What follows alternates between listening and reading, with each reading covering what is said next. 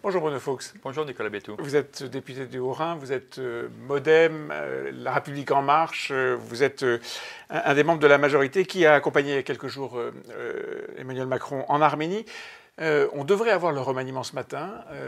Est-ce que vous dites enfin ? Non, je dis que chaque remaniement a son temps. C'est sûr que le départ de Gérard Collomb était 15 jours, c'est long comme temps. Hein. Oui, c'est long, mais on est dans une dictature de l'instant. Et donc, s'il a fallu 15 jours, c'est qu'il a fallu 15 jours. Je pense qu'on n'a pas d'urgence à avoir un gouvernement dans la seconde. Donc, le président et le Premier ministre ont pris leur temps, le temps qu'il fallait. Et c'est certainement le temps pour faire un bon gouvernement. Oui, ça a coincé quand même. Qu'est-ce qui a coincé ? Il n'y a rien à coincer, il y a des discussions, c'était évident.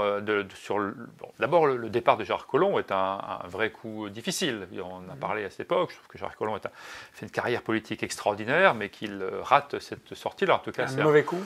C'est un très mauvais coup, très mauvais coup. À son camp, bien sûr. Et au président. Et à lui également. Et au président. Au président aussi, bien sûr, oui, parce qu'il y a une relation de fidélité très, très forte, de solidarité entre deux. Ils ont mené ce combat depuis le début. C'était quasiment les 4 ou 5 qui étaient dans les tout premiers.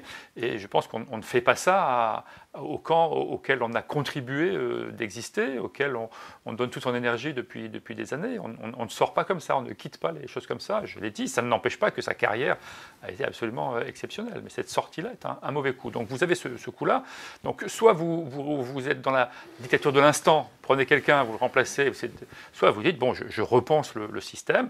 Et c'est vrai qu'on a essayé de repenser le système avec plusieurs configurations. Oui. Un remaniement extrêmement large avec de nouveaux ministères, qui était le souhait d'Édouard Philippe, qui était une des pistes initiales d'Édouard Philippe également. Mais bon, si vous faites ce coup, vous ne le faites qu'une fois. Dans le quinquennat. Et donc il faut prendre son temps. Et donc on prend son temps, on regarde, et puis c'est extrêmement quand même complexe. Bon, ça devrait être fait, on devrait avoir le résultat dans la matinée. C'est calé, oui.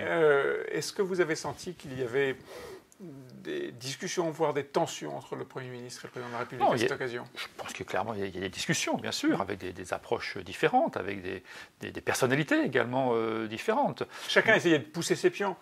Oui, ou sa vision ses hommes. Et ses pions, sa vision également, bien sûr, oui, certainement, il y a ça, mais c'est le cas systématiquement entre deux personnalités. Mais ça peut créer des tensions. Ça peut créer des discussions, mais des tensions peut-être sur le moment. Il n'y en a pas eu. Honnêtement, sur le moment, il y a peut-être des tensions, dans le sens où on essaie d'imposer au mieux ses idées, ou de faire comprendre à l'autre que c'est ça qu'il souhaite. Donc les tensions peuvent exister ponctuellement, en tout cas de façon sur l'instant. Mais dans la durée, je connais bien les deux hommes, ils ont choisi de faire équipe ensemble, il n'y a pas de vision divergente sur la façon dont il faut gouverner la France. Vous connaissez bien les deux hommes et vous avez voyagé il y a quelques jours, vous étiez en Arménie avec le Président de la République. Vous avez senti justement cette situation un peu étrange qui est le fait de ne pas avoir de gouvernement, des discussions, pas de gouvernement en tout cas, d'être dans l'attente d'un remaniement, des discussions avec son Premier ministre, voire des tensions, sait-on jamais. Vous l'avez senti ça ? À l'inverse, j'étais extrêmement étonné que durant les 2 jours, Emmanuel Macron ne passe pas un coup de fil. Pas devant vous peut-être. Non, mais devant nous, on était quand même ensemble de 9h du matin à minuit. Ouais. Et donc peut-être qu'il l'a fait certainement entre 7h du matin ou 6h ou 5h et 9h. Avec le décalage horaire, il pouvait appeler la France plus facilement.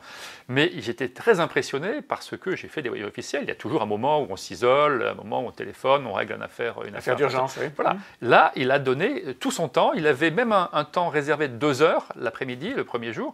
Et il l'a utilisé à aller voir le pavillon français et à être rencontre des Arméniens. Donc il n'a pas été dans ce temps-là. Je n'ai pas vu converser avec le Premier ministre, régler cette question. Il était entièrement à sa tâche arménienne, celle de la francophonie, et c'était assez étonnant, bluffant dans le bon sens du terme, de voir un président exercer complètement. En tout cas, vous n'avez rien vu filtrer de ce qui se passait. Non, mais on était avec lui, je vous dis, de 9h du matin à 2h, à 1 minuit. Quoi. Il n'y aura pas de Français candidats à la succession de Jean-Claude Juncker à la tête de la Commission. Il fallait que les différents pays, les différentes personnes qui sont candidats se déclarent avant hier soir minuit. Pas de Français.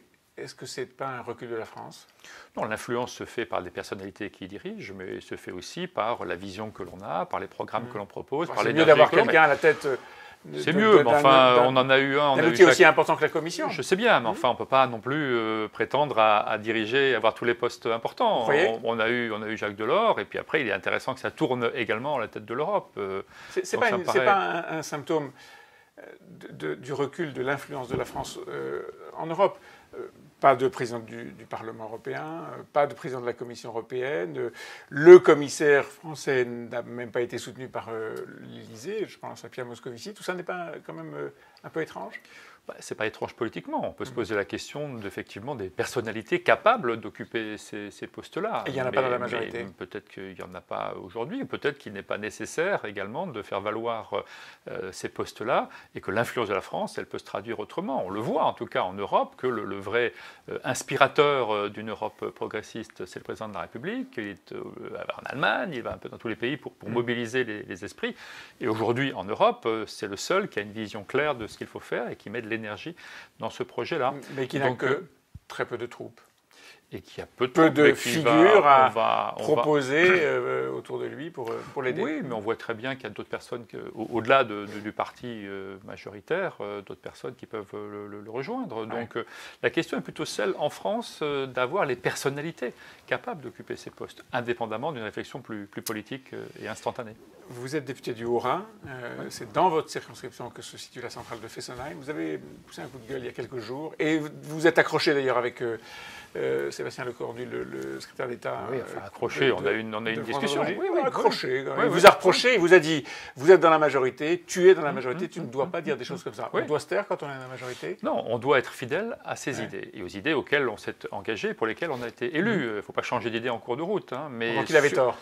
Je pense que sur Fessenheim, aujourd'hui, c'est deux approches différentes. Une approche très, très terrain, il faut faire bouger les choses, il faut aller très vite dans un mouvement, parce que depuis 2011, rien n'a été fait sur Fessenheim. Il faut dire les choses, c'est le Premier ministre qui y va. Donc il y a des choses très positives qui ont été réalisées. En revanche, ce qu'il manque, c'est un plan stratégique de long terme, avoir une capacité d'apporter des innovations de rupture et de montrer un territoire qui se transforme complètement dans le sens de la troisième révolution industrielle. Bon, et votre coup de gueule a fait bouger les choses ? Et légèrement, on a un fonds d'investissement des milliards, mais on n'a pas aujourd'hui encore de plan stratégique et de capacité à incarner des industries d'avenir. Quand on fait 300 hectares de photovoltaïque, c'est bien, mais ça se fait ailleurs aussi. Et moi, je souhaite, dans ce département et dans cette région, avoir des innovations fortes et installer des industries du XXIe siècle. Voilà, il faut créer le textile, la voiture, la pharmacie du siècle dernier qui doit être les industries du prochain siècle. Fessenheim ne sera pas fermé à la fin du quinquennat.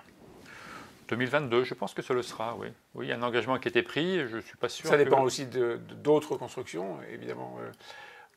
Oui, enfin, ça y est, on a réussi. C'est également un point que j'avais soulevé, de décorréler l'ouverture de Flamanville avec la fermeture de Fessenheim. Mais c'est un problème de respect quand même. On ne peut pas dire que ça va fermer et traiter les Alsaciens comme la dernière roue du carrosse. Il faut à un moment donner une date.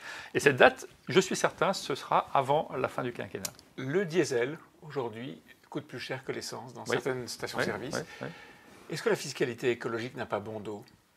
Non, la fiscalité écologique, en la matière, doit permettre de faire modifier et évoluer les comportements. Et oui, on voit qu'aujourd'hui, il y a beaucoup moins. Oui, mais c'est la seule façon qu'on ait trouvé. On l'a fait pour le tabac. Une façon, c'était de baisser la fiscalité, par exemple, de l'essence et ne pas remonter les deux fiscalités. Plus de fiscalité sur l'essence, plus de fiscalité sur le diesel. Est-ce que la fiscalité écologique n'a pas bon dos ? Non, je pense qu'il faut que les comportements évoluent. Il faut, qu'on utilise moins sa voiture. Et pour moins sa voiture, plus c'est cher, moins on utilise sa voiture. Punitif. Voilà. Non, dissuasif. Voilà, c'est dissuasif. Il faut qu'ils comprennent qu'on doit collectivement utiliser moins notre voiture pour dégager moins de gaz à effet de serre. Et puis, il faut rétablir les déséquilibres entre le diesel et l'essence, ce qui était une erreur, à mon avis, stratégique des années précédentes. Et ça fonctionne bien. Ça fonctionne très bien. Vous êtes pour l'augmentation des prix sur le diesel ? Je pense que c'est la seule solution aujourd'hui efficace. C'est pas la meilleure, mais c'est la plus efficace. Mais c'est pas très bon pour le pouvoir d'achat. Non, mais c'est efficace pour l'environnement. Il faut savoir ce qu'on veut. Et pour le pouvoir d'achat, il y a la prime de conversion, on voit qu'il marche très très bien. Votre choix, c'est plutôt l'écologie que le pouvoir d'achat instantanément. Non, parce qu'il y a d'autres mesures de compensation de pouvoir d'achat et que le pouvoir d'achat a augmenté en France. C'est compliqué quand même parce que les taxes indirectes augmentent, on nous dit que les impôts baissent, vous voyez bien que le bilan total, pour l'instant, il n'est pas très favorable. Le bilan total est pas extrêmement, mais il est favorable d'un point de vue macroéconomique, près de 2% l'année dernière, 1,7 et au moins un 3 ou un 4 en 2018. D'après l'INSEE. Donc il est favorable sur le pouvoir d'achat. Alors après, il y a des effets médiatiques, il y a des prises de position, et puis ponctuellement, on peut voir telle ou telle partie de son portefeuille augmenter. Mais globalement, le pouvoir d'achat augmente en 2017 et augmentera en 2018. On fera les comptes à la fin de l'année. Merci. Avec plaisir.